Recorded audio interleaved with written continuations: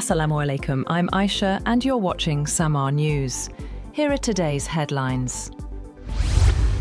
Field Marshal Syed Asim Munir has been awarded Saudi Arabia's highest national honour during his official visit to the kingdom.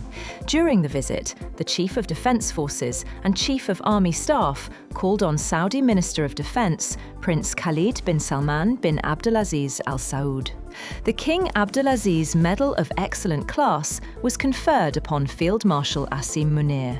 The award is Saudi Arabia's highest national honour and recognises his distinguished military service, leadership and central role in advancing defence cooperation, strategic coordination and institutional linkages between the two countries. A Russian general has been killed by a car bomb in southern Moscow. Russian investigators said they suspected Ukrainian special services could have been behind the attack. The bomb exploded under the Kia Sorento, driven by Lieutenant General Fanil Savarov, head of the Russian General Staff's Army Operational Training Directorate, as he left a parking space.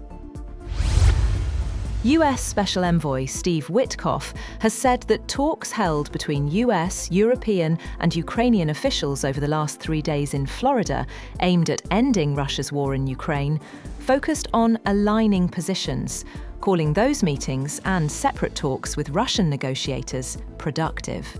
Witkoff, in a social media post, called Sunday's talks productive and constructive and focused on a shared strategic approach between Ukraine, the United States and Europe. Japan has taken the final step to allow the restart of the world's largest nuclear power plant as the region of Niigata voted to resume operations, a watershed moment in the country's return to nuclear energy nearly 15 years after the Fukushima disaster. Kashiwazaki Kariwa, located about 220 kilometers northwest of Tokyo, was among 54 reactors shut after the 2011 earthquake and tsunami crippled the Fukushima Daiichi plant in the worst nuclear disaster since Chernobyl. Kashiwazaki Kariwa will be the first operated by Tokyo Electric Power Company, which ran the doomed Fukushima plant. Israel's Security Cabinet has approved the recognition of 19 new settlements in the occupied West Bank, pushing ahead with its settlement expansion policy. Far-right Finance Minister Bezalel Smotrich said the move was aimed at preventing the creation of a Palestinian state. The decision has drawn condemnation from Saudi Arabia and the United Nations, which says settlement expansion threatens the viability of a two-state solution and fuels rising violence in the territory.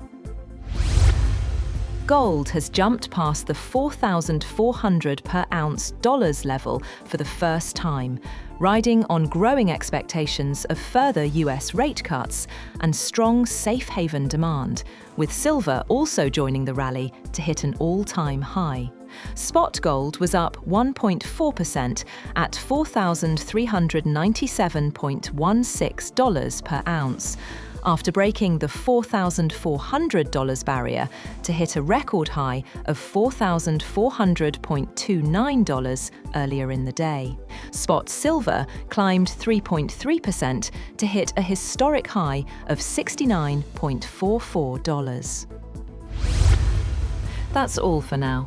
For more updates, visit www.samaa.tv. Thank you for watching Samaa News.